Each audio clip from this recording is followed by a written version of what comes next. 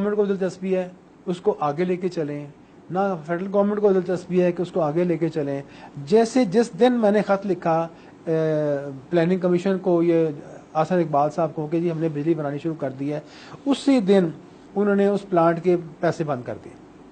یہ خوشخبری سنتے ہی نا انہوں نے پہلا کام یہ کیا کہ اس کے پیسے بند کرو، جیسے ہم کوئی جرم کر چکے ہم نے وہ کر دیا. تو یہ اگر ایٹیچیوڈ ہے حکومت کا، اس سے صاف ظاہر ہوتا. اب انہوں نے اگر پیسے بند کیے ہیں تو میں نہیں سمجھتا کہ نواز شریف صاحب کو نہیں پتا، میں نہیں سمجھتا کہ سعد ڈار صاحب کو نہیں پتا ہوگا. اگر پیسے اتنی بڑی پروجیکٹ کے پیسے بند کیے ہیں تو وہ، اور سندھ کے میں واحد پروجیکٹ ہے پاور پروجیکٹ جو فیڈرل گورنمنٹ اس وقت کر رہی ہے سی پیک سے باہر. سی پیک کو چھوڑ دیں آپ، سی پیک تو آپ قرضہ لے کے بنا رہے ہیں.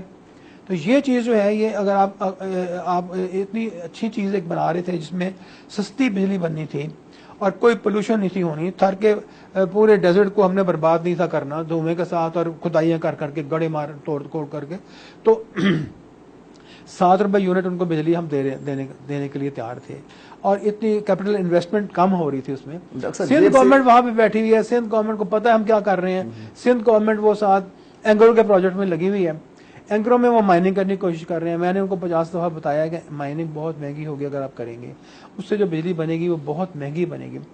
اس لیے آپ یہ جو انڈر گراؤنڈ گیسیفیکیشن ہے، چلیں آپ وہ کوشش کرتے رہیں، آپ کو خود ہی اپنا سبق سیکھ لیں گے. آپ کر دیں، کوشش ضرور کریں، آپ کو پتہ لگ جائے گا مائننگ کی کیا کاسٹ آتی ہے. لیکن یہ ایک آپ کو ہم نے ایک موقع فراہم کر دیا، ایک پلانٹ چلتی ہے، واحد پلانٹ چل رہی ہے تھر میں، آپ کو بنا کر دی ہے جو سستی بجلی بنا رہی ہے، پولوشن فری بنا رہی ہے.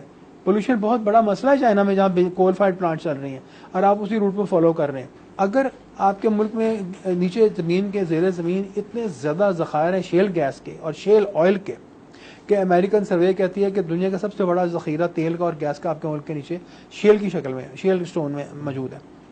اور ڈرلنگ ہو رہی ہے اور یہاں پہ فارن کمپنیز ڈرلنگ کر رہی ہیں آئل کے لیے، تو ان کو شیل سٹون ہر قدم پہ ان کو شیل سٹون مل رہا ہے جس میں تیل سے بھرا ہوا ہے اور گیس سے بھرا ہوا ہے. لیکن کیا ہے، منسٹری آف پیٹرولیم نے ان کو کہا ہے کہ شیل گیس اور شیل آئل کو رہنے دیں، ہم گیس قطر سے خرید رہے ہیں.